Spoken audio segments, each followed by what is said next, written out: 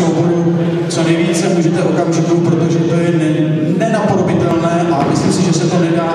Počkej.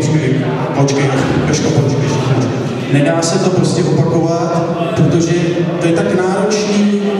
Uvidíte sami prostě vás, takže vyčkáme. My si tady dáme tady nějaký ten předtančící maratonek nahoře, takže já požádám o hudbu a vyčkejte chvíličku.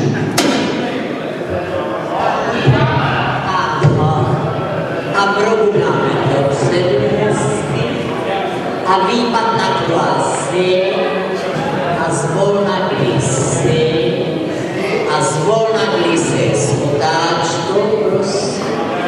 Ještě jednou se otočím až na mě a Grand Prix. To není Grand Prix, prosím, to je demi-prix. Grand Prix je velké prix, prosím. Grand Prix. A vydrží. Tak, prosím. A teď vezmi za mnou, žádný krok, prosím. Tak, a ty skoky ve střední části, prosím. Aby měli padlo. Tak, zkusíme si to raději hned hudbu.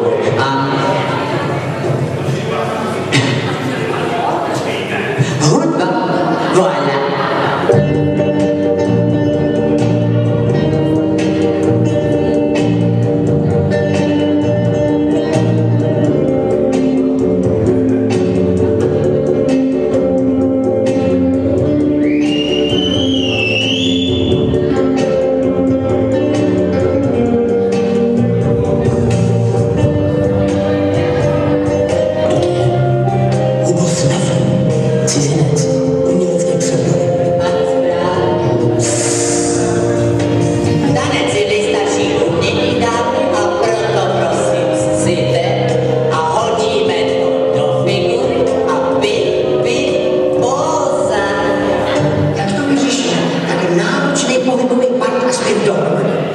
Já myslel, že použijeme playback, z toho jsem přirozeně vyhlásil.